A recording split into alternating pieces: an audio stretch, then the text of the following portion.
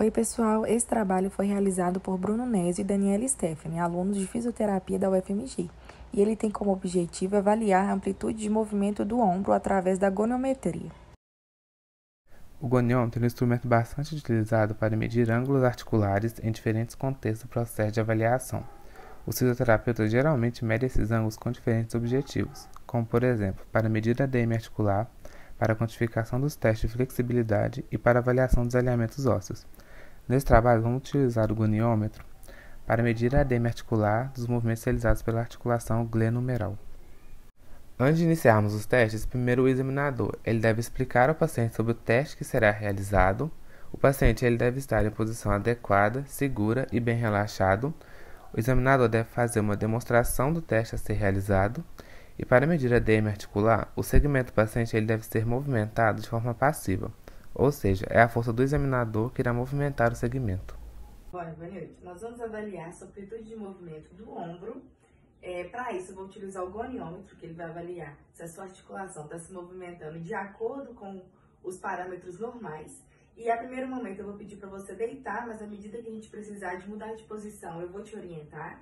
E você pode ficar completamente relaxada que eu vou realizar o movimento, tá? Primeiro a flexão do ombro, é esse movimento aqui, mas você pode deixar o braço relaxado que eu vou fazer esse movimento para você. Qualquer desconforto que você sentir, você pode relatar para mim, tá bom?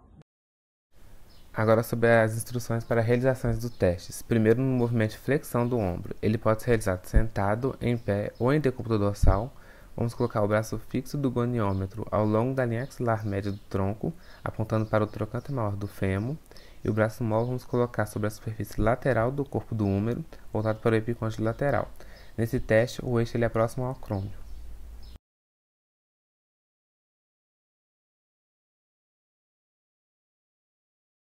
O movimento de extensão ele pode ser realizado sentado, em pé ou em decúbito ventral. Vamos posicionar os braços fixos ou imóveis da mesma maneira que posicionamos no teste de flexão do ombro.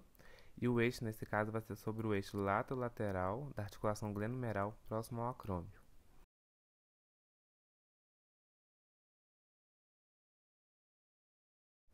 Para os movimentos de adução e abdução do ombro, o paciente ele deve estar sentado ou em pé, de costas para o avaliador. A palma da mão ficará voltada anteriormente, paralela ao plano frontal. Vamos posicionar o braço fixo do goniômetro sobre a linha axilar posterior do tronco e o braço móvel deve ficar sobre a superfície posterior do braço, voltada para a região dorsal da mão. O eixo desse movimento também ficará próximo ao acrômio.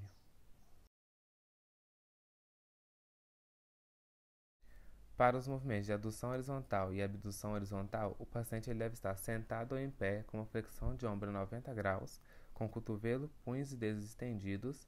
Vamos posicionar o braço fixo do goniômetro paralelo à linha mediana anterior e o braço móvel do goniômetro sobre a superfície lateral do húmero. O eixo nesse teste será sobre o eixo antero-posterior da articulação glenohumeral. No movimento de rotação interna do ombro, vamos posicionar o paciente em decúbito dorsal, com o ombro em abdução de 90 graus, o cotovelo em flexão de 90 graus e o antebraço em supinação. Vamos posicionar o braço fixo do goniômetro paralelo ao solo e o braço móvel sobre a região posterior do antebraço em direção ao terceiro dedo da mão. O eixo nesse teste é no olecrano.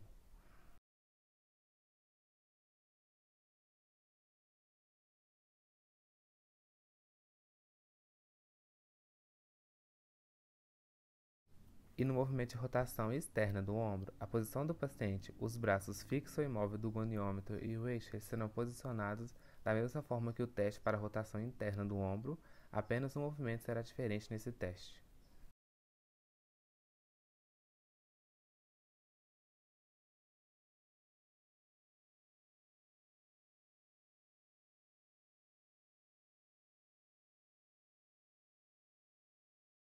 Para interpretar os resultados obtidos, nós levamos em consideração os valores de referência de cada movimento.